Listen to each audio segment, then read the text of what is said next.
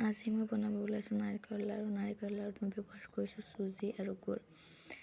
ৰুকনিৰে ৰুকা নাই যিহেতু সেইকাৰণে মই নাৰিকলখিনি মিক্সিত মাৰিম যে, মৰাৰ বাবে মই অলপ সৰু সৰুকৈ কাটি লৈছোঁ আৰু যিটো ওপৰৰ লেয়াৰ আছে ক'লা ক'লা সেইবোৰ মই এৰুৱাই লৈছোঁ।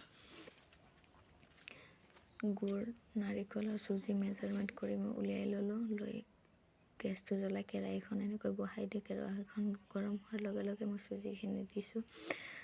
চুজিখিনি বহুত বেছি ভাজা নাই, বহুত বেছি ভাজিলে মানে লাৰুত দিলে ভাল নালাগিব, সেইবাবে অলপ ভাজিছোঁ, বেছি ৰং কৰি থকা নাই। আৰু মোৰ ভিডিঅ'টো ক'ৰ পৰা চাই আছে আপোনালোকে কমেণ্ট কৰি জনাব, আৰু মোৰ ভিডিঅ'টো চাই ভাল পালে like, comment, share and subscribe কৰি দিব। এনেকৈ চুজিখিনি ভাজি হোৱাৰ পিছত আকৌ সেই কেৰাহীটোতে মই নাৰিকল ৰুকা যিটো মিক্সিত মাৰি থৈ দিছিলোঁ, সেই মিক্সিত মৰা নাৰিকলখিনি মই কেৰাহীত দিছোঁ। দি আকৌ অলপ ভাজিম। এইখিনিও ইমান এটা ভাজিব নালাগে, চেনিৰে বনোৱা হ'লে অলপ বেছিকৈ ভাজিব লাগে, কিন্তু যিটো গুড়েৰে বনোৱা হয় তাত ইমান এটা ভাজিব নালাগে। এনেকৈ আধা ভাজা হোৱাৰ পিছত মই গুড়খিনি মিক্স কৰি দিছোঁ।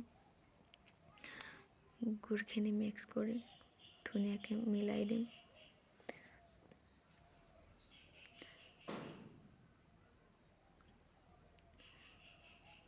এই মিশ্ৰণখিনি তেতিয়ালৈকে ভাজিব যেতিয়ালৈকে কেৰাহীৰ পৰা তেল এৰি নাহে, মানে লাগি থকা কৰচখন বা হেতাডালত যেতিয়ালৈকে লাগি নাহে তেতিয়ালৈকে ভাজিব। এনেকৈ অলপ চুজি যে ভাজি থৈছিলোঁ সেই চুজিখিনি মিক্স কৰি দিছোঁ।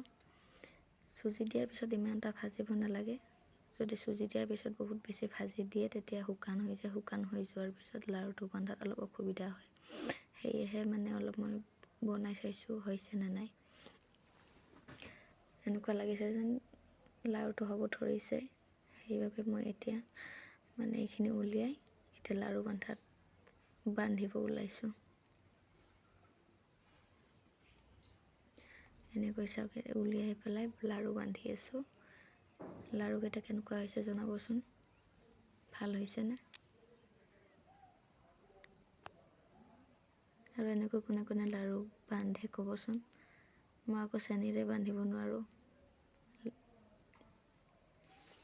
গুৰমিঠৈৰে লাৰু বান্ধিলে ধুনীয়া হয়।